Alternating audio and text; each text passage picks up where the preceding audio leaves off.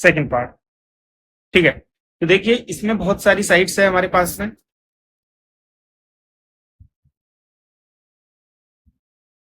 तो सबसे पहले हम चलते हैं साउथ की तरफ, क्योंकि साउथ में बहुत इंपॉर्टेंट साइट्स रही है इस टाइम पे।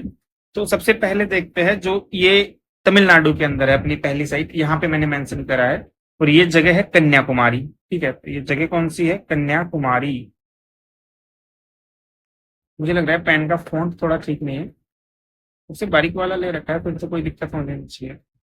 देखिए कन्याकुमारी हो गई। ठीक है, आई थिंक ये वाला ले तो कैसा रहेगा? नहीं, ये भी ठीक नहीं है। ये वाला ज्यादा हो रहा है इसको ठीक है। तो सबसे पहले हमने लिया कन्याकुमारी। ठीक है, तो कन्याकुमारी देखिए एक तो भारत का दक्षिणतम हिस्सा हो गया, तमिलनाडु में है, इतना सबको पता होता है। और एक प्रसिद्ध तीर्थ स्थल भी है ये, है ना। तो तीर्थ स्थल के बारे में अगर पूछा जाए तो कन्याकुमारी में है। और रामकृष्ण मिशन जो है ना, क्या बोला मैंने? रामकृष्ण मिशन। तो रामकृष्ण मिशन जो है उसका प्रमुख आश्रम है ये। तो उसका आश्रम भी कहाँ पे पड़ता है? कन्याकुमारी में ही पड़ेगा। मैं साउथ की बात कर रहा हूँ, ये अपना तमिलनाडु का क्षेत्र है ये वाला। तो यहाँ पे ये कन्याकुमारी पड़ेगा। ठीक है, तो मैपिंग में पहला हमारा हो गया कन्याकुमारी। ठीक है, फिर दूसरी साइट है, ये हमारी है अनुराधापुर। ये हो गई अनुराधापुर। ठीक है, तो अनुराधापुर में क्या था? तो अनुराधापुर में देखिए ये एक तो श्रीलंका का उत्तर पश्चिमी हिस्सा हो गया, आप देख सकते हैं ये श्रीलंका है और श्रीलंका का उत्तर पश्चिमी हिस्सा हो गया। ठीक है, थोड़ा साइड कर देता हूँ। तो बताते हैं कि जो चोल थे ना, चोल काफी शक्तिशाली शासक थे। चोलों का क्षेत्र आपको पता ही है। जो चोल थे तो उन्होंने क्या किया था? अनुराधापुर पर अटैक करा था। ठीक है, और अनुराधापुर पर अटैक करके इसको नष्ट कर दिया था। ठीक है, और बताते हैं कि यहाँ पे बहुत सारे बौद्ध स्थल है, और अभी भी ये जो अनुराधापुर है ये पर्यटन की दृष्टि से काफी इंपॉर्टेंट है। पर्यटन की दृष्टि से काफी इंपॉर्टेंट है। ठीक है, तो हमने क्या क्या पढ़ा? कन्याकुमारी पढ़ा और अनुराधापुर पढ़ा। अब चलते हैं तीसरे नंबर की साइट पर, और ये अपना पड़ेगा रामेश्वरम।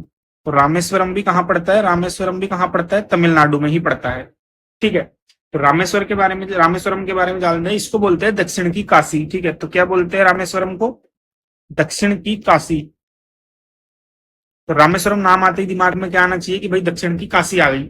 ओके, उसके बाद में हम देखते हैं कि यहाँ पे है ना सेव और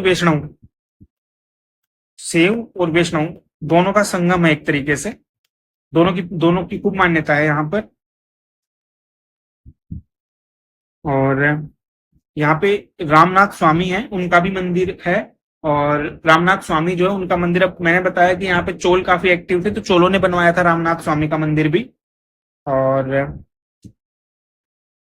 मंदिर के जो मुख्य मार्ग होते थे, ठीक है, उनका निर्माण जो है नायकों के टाइम पर हुआ था। तो नायक कब थे? 16वीं 17वीं शताब्दी में थे, तो वो काफी बाद में हुआ था। यहाँ के जो मंदिरों के लिए जो मार्गों का निर्माण किया जाता था, तो वो काफी बाद में किया गया था, है ना।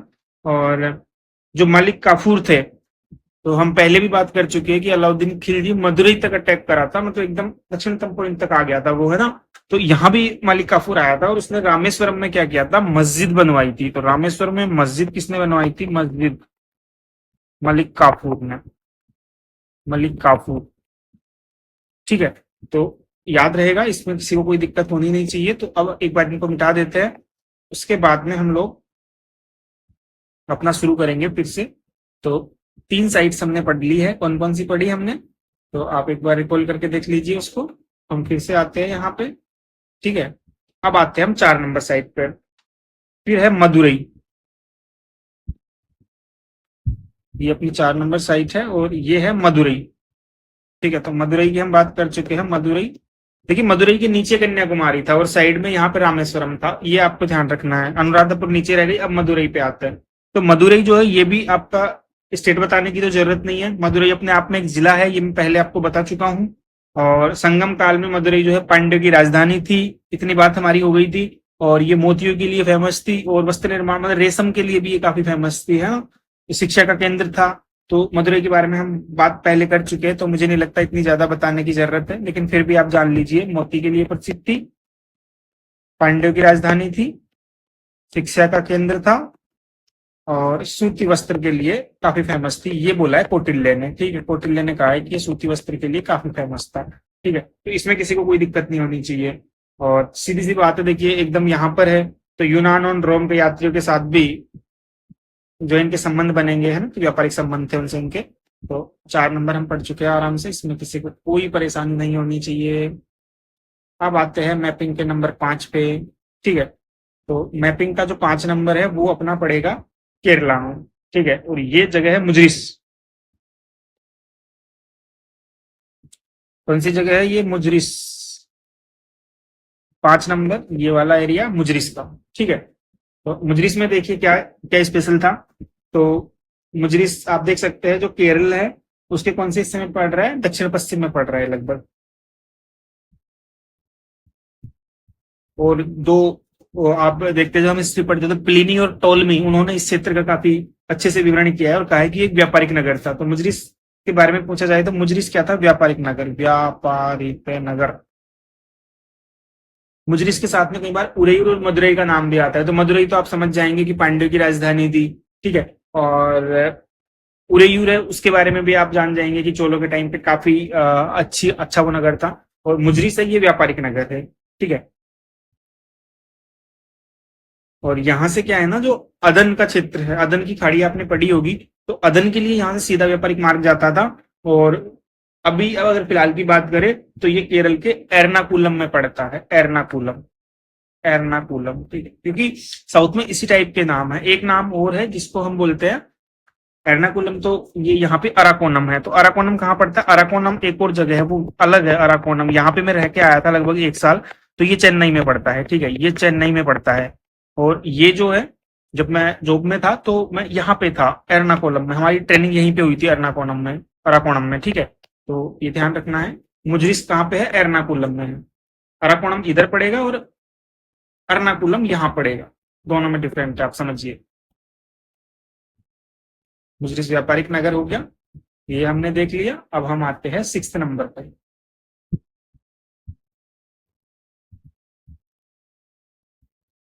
अब देखिए जो हमारी ये 6 नंबर की साइट है, ये है सित्तनवासल। सित्तनवासल, सित्तनवासल के बारे में कौन नहीं जानता हिस्ट्री का विद्यार्थी?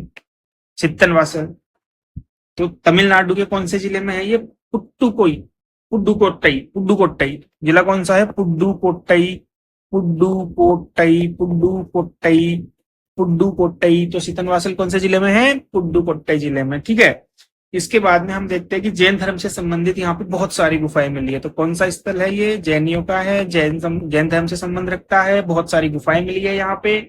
ठीक है, और इसको महापाषाण कालीन स्थल भी बोलते हैं। साउथ में महापाषाण कालीन स्थल कहाँ थे आपको पता है? लगभग इसी क्षेत्र में थे। तो महापाषाण कालीन स्थल कौन से होते थे ये आप डिटेल में पढ़ चुके होंगे, और नहीं पढ़े हैं तो पढ़ लेना एक बार इसको, क्योंकि यहाँ से भी कई बार क्वेश्चन आते हैं।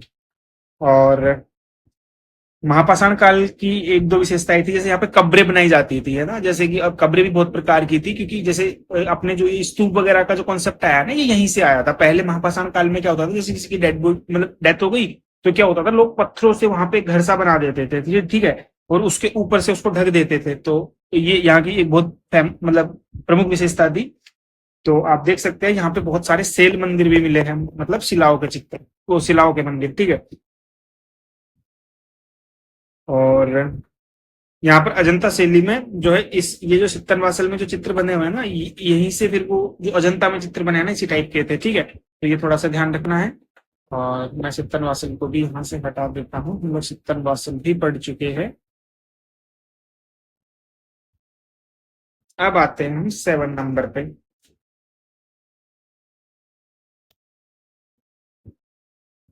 7 नंबर अपना जो है ये वाला गया, ये वाला इलाका। ठीक है, ये भी तमिलनाडु में पड़ता है। और ये जगह कौन सी है? कावेरी पत्तनम। तो आप कावेरी पत्तन का भी ध्यान रख सकते हैं। और ये नागपट्टनम जिला है। यहाँ पे देखिए, यहाँ पे इसी टाइप के जिले मिलेंगे आपको, अगर याद रह जाता है तो ठीक है, नहीं तो कोई बात नहीं। नागपट्टनम, और नागपट्टनम जो है ये संगम काल का बहुत ही फेमस नगर रहा है, क्योंकि अब पत्तन है तो नगर तो रहेगा ही अच्छा खासा। और संगम ग्रंथों में भी इसको काफी समृद्ध जगह बताया गया है ना। और यूनानी लेखक थे टोलमी, तो उसने जब कावेरीपत्तनम के बारे में लिखा तो उसने इसका वर्णन किया है खाबेरीज के बारे, खाबरीज का नाम लेके, खाबेरीज खाबेरीज। तो उसने कहा है कि ये खाबेरीज के नाम से इसका वर्णन किया है, किसने, टोलमी ने, ठीक है। टोलमी ने इसको खाबेरीज के नाम से वर्णन किया है नागेरीपत्तनम का, ये थोड़ा थोड़ा ध्यान रखना है। और इसका जो आधुनिक नाम है ना कावेरीपत्तनम का, तो ये पुहार है। और पुहार यूपीएससी ने पूछा भी था, 3-4 नाम दे दिए थे और पूछा था कि ये क्या है। तो पुहार क्या है, पुहार एक बंदरगाह है, ठीक है, बंदरगाह, और वो कावेरीपत्तनम को ही बोलते हैं जो है पुहार, ठीक है। तो इतना हो जाएगा। अब हम 8 नंबर पे आते हैं, और 8 नंबर पे हमारा है अरिकमेडु। तो यही लिख देता हूं, अरिकमेडु, ठीक है। ये अरिकमेडु है अपना, तो अरिकमेडु के बारे में जान लीजिए आप लोग। अरिकमेडु भी एक बंदरगाह था, ठीक है। तो ये भी क्या था, एक बंदरगाह था, और बहुत फेमस बंदरगाह रहा है अरिकमेडु भी। और ये तमिलनाडु में पड़ता है, पांडिचेरी के पास में पड़ता है थोड़ा सा, है ना। और यहाँ से जो खुदाई थी उसमें एक रोमन बस्ती मिली है हमें।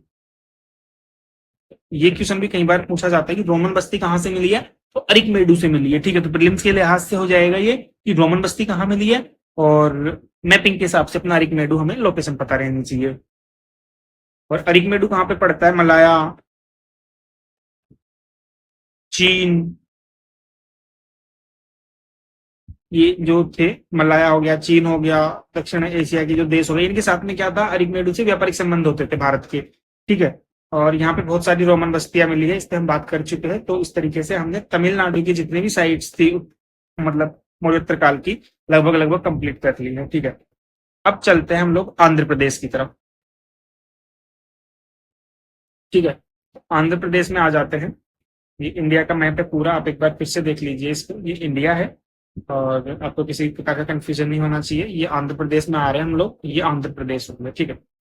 अब आंध्र प्रदेश में अगर हम देखते हैं, तो सबसे पहले बात करते हैं मछलीपट्टनम की। तो ये जो जगह है, सॉरी, ये जो जगह है ये अपना पड़ेगा मछलीपट्टनम, ठीक है।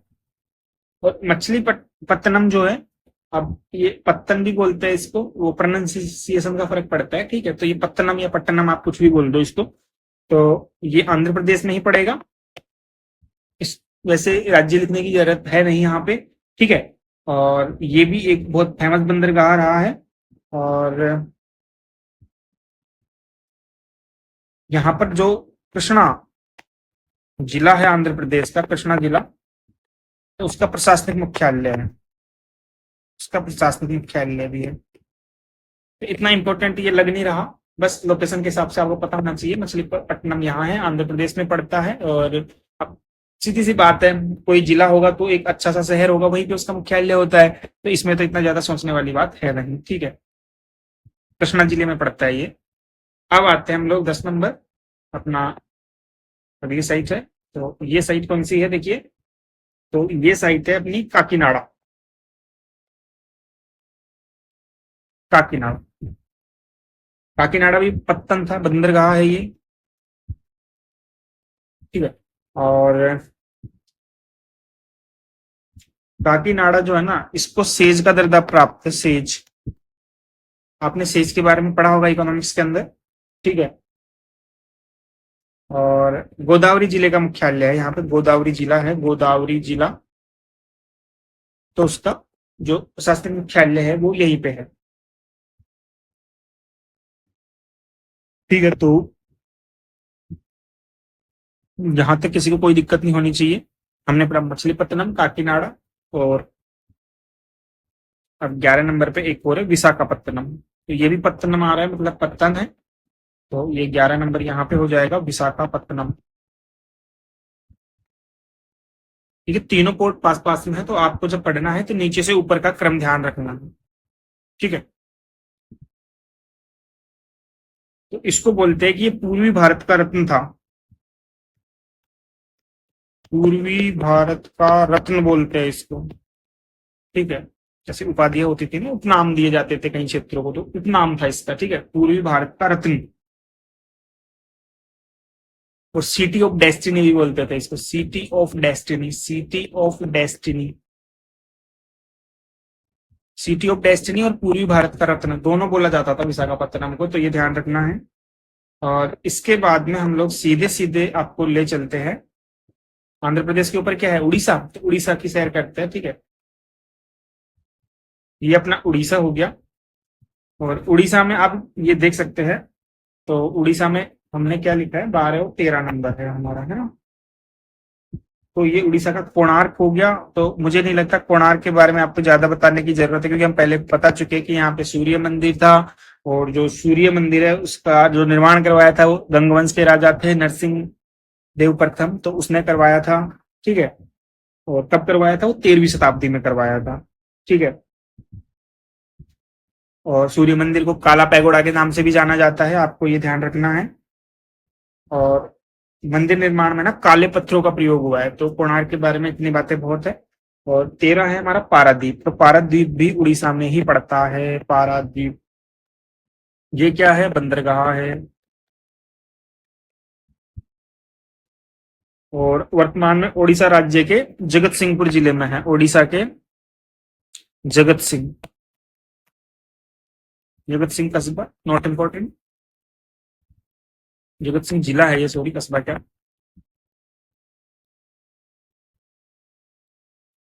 तो इसमें हमने क्या किया, जो प्राचीन काल के बंदरगाह थे वो तो पड़े ही है, साथ में हमने जो अभी वर्तमान के जो बंदरगाह है उनके बारे में भी थोड़ी थोड़ी जानकारी प्राप्त कर ली है, ठीक है।